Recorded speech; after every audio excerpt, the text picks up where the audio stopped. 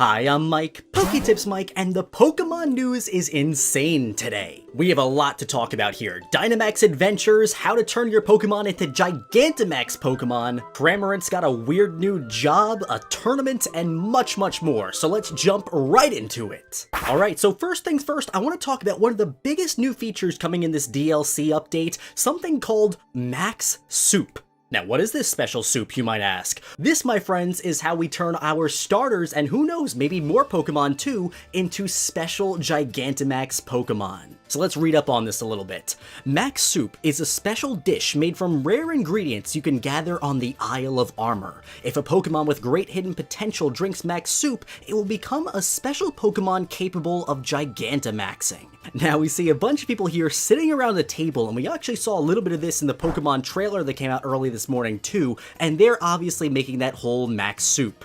Now, the Pokemon website where I'm getting this information from and the trailer that we saw earlier today weren't very clear on what ingredients go into this Max Soup. However, there was a leak about a week ago, which we can now cross-reference and confirm is 100% true, that leaked a lot of battle moves, items, and abilities that are going to be in the DLC update. If you guys want a full video on me covering that leak, let me know down in the comment section. It's just text information, so I think we should be fine covering it. But according to that leak, there were a few items found called Max Honey and Max Mushrooms. And it doesn't take somebody with a max-sized brain to figure out that those are more than likely going to go into this special Max Soup. So as we now know, this Max Soup, when we feed it to one of our Pokemon, it'll give it the ability to Gigantamax, assuming it has a Gigantamax form. Now, based on information we got before, we know for a fact this is going to work on the starters that we got in the beginning of our adventure. So if you got your starter all the way back in November, you'll be able to Gigantamax it if you give it some Max Soup. However, the wording here is kind of vague. Some Pokemon you've already been traveling with may be able to gain the ability to Gigantamax as well.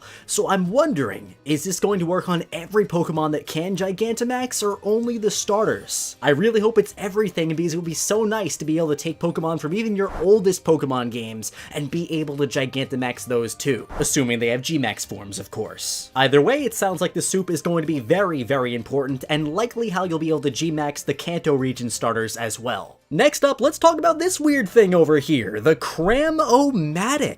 So I guess Cramorant's been a little busy since we last saw him in Sword and Shield. So it looks like somebody took a toy Cramorant head, put it on like a little vacuum cleaner looking thing. Or maybe it's a trash can with a little container on the back. I don't know, I'm kind of stupid when it comes to these types of things. But they combined a whole bunch of objects together to make the Cram-O-Matic. Now, according to the Pokemon website, the dojo on the Isle of Armor houses a unique take on recycling in the form of a device called the Cram-O-Matic. If you feed it 4 items, it will combine them and give you a new item in exchange. You can receive any of a variety of items, including Pokeballs, PP-ups, and more. Some combinations might produce rare items. Ooh, I'm gonna have a lot of fun with this thing. So first off, I feel like this might be a good way to make some money. You buy some cheap stuff like antidotes, throw it in the Cram-O-Matic, and hope to get something more valuable. But honestly, in Sword and Shield, there's so many super fast ways to make money, it's probably not even be worth your time. But I'm really hoping that one of the rare rewards that we get out of this thing is a Master Ball. I feel like it would just be so funny getting a little Master Ball out of the Cram-O-Matic, seeing it pop out of that Cramorant head like blah.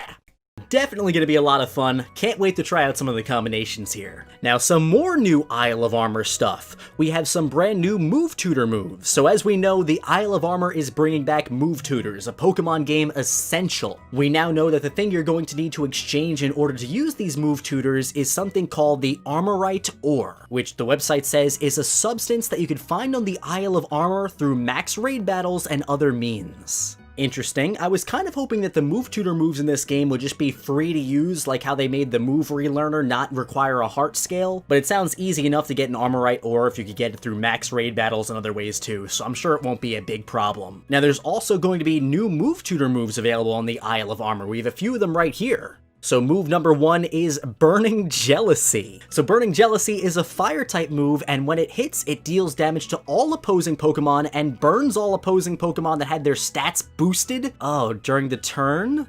Well, that's interesting. That might create some weird troll strategies where you use stuff like decorate to raise your opponent's stats and then use this to burn them. I don't play competitive at all, so I'm sure there's a lot better ways to do that, but that's just the first thing that popped into my mind there. Editing Mike here, this actually would work really well with Swagger or Flatter. Raise their stats with those moves, give them the confusion status, and then boom, burn them.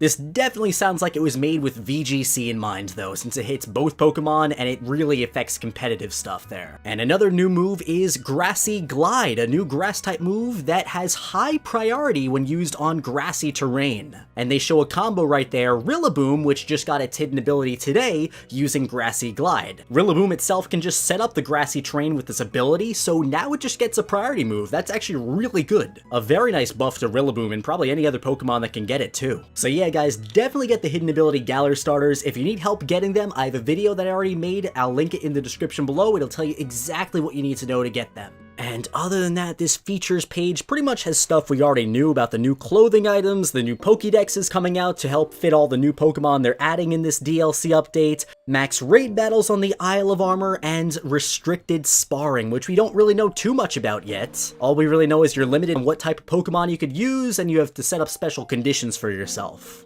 So now let's talk about some new information that we got about the Crown Tundra, which from what we saw from the trailer earlier today and what I covered in other videos seems to be the most exciting part for me personally, because I like the legendary Pokemon. So let's talk now about Dynamax Adventure. Team up with 3 other trainers to go on a Dynamax adventure. You will be able to venture into Pokemon dens and maybe even run into the Dynamax Pokemon. If you do encounter a Dynamax Pokemon during your exploration, you'll need to work together with your teammates in a max raid battle. You'll get a chance to catch the Dynamax Pokemon for your team if you triumph in the battle, but you'll be kicked out of the den if you lose. I believe we saw a glimpse of this in the trailer earlier today. We see a bunch of trainers running at this glowing orb, and it looks like they're about to jump into one of those raid dens, and then shortly after that they show them encountering a legendary Pokemon. So it's looking like from the information that we have so far, once you go through one of these Dynamax adventures, you might have a chance of encountering a legendary Pokemon at the end, like the Giratina on this page, or the Mewtwo in the trailer. I guess this is how they're handling all the legendary Pokemon that they're bringing back in the Crown Tundra. Instead of putting them in their own little section, it's just going to be in these Dynamax adventures. We're just going to run in there, beat up all these Pokemon, and then hopefully catch a legendary at the end.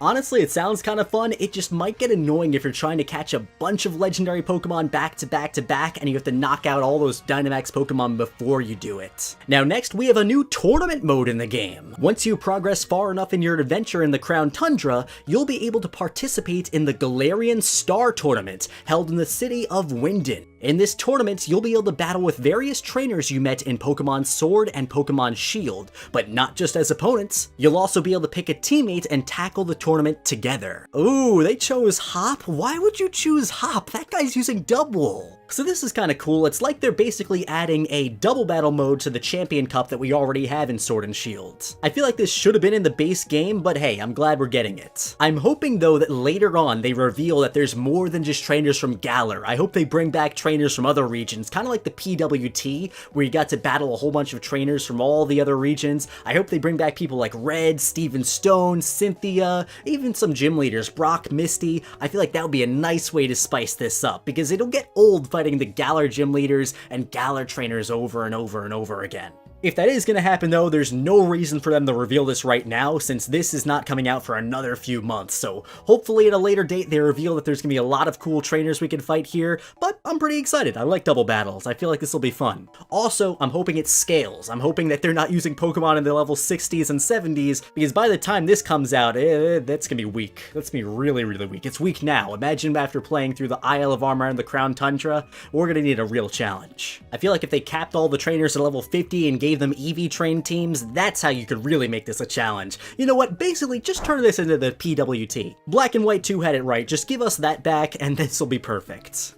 And looking over the page once again, I think that's pretty much it for all the new stuff over here for new features. The Cram-O-Matic, the Tutor Moves are actually pretty good. The Max Soup, I just love that. The Isle of Armor is all about food. You have Mustard, the Dojo Master, Max Soup, which will make your Pokemon able to GMAX. I guess restricted sparring isn't really about food, but point still stands. Crown Tundra with the Dynamax Adventures, the Galarian Star Tournament. Lots and lots of cool stuff. Oh, and we also do have the information now for Black Blastoise and Venusaur's GMAX moves. So Venusaur is going to get the GMAX move, GMAX Vine Lash. This move does damage and also continues to deal a little bit of damage for 4 turns to any Pokemon that isn't a grass type afterward. Now, Blastoise, on the other hand, gets the GMAX move, GMAX Cannonade, which does the same exact thing. It does damage and continues to deal a little bit of damage for 4 turns to any Pokemon that isn't a water type.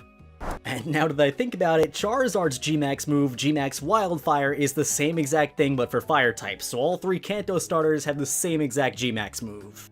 And those, my friends, are some of the new features coming to Pokemon Sword and Shield through the DLC. Again, I'm curious to see how this soup works. The Cram-O-Matic is going to be a lot of fun to use, and I'm hoping that tournament is kind of like the PWT from Black and White too, so I feel like we're going to have a good time with all this DLC once it all drops. In the comment section below, let me know which one of these you're the most excited for. My friends, thanks so much for watching the video. I hope you enjoyed it, and if you did, give this video a big thumbs up. I charged that one up like a max move right there. Big thumbs up. Alright, I'm done. 4 videos today, I gotta take a break. If you've been enjoying my content, definitely subscribe for more, and my friends, I'll be seeing you in the next one.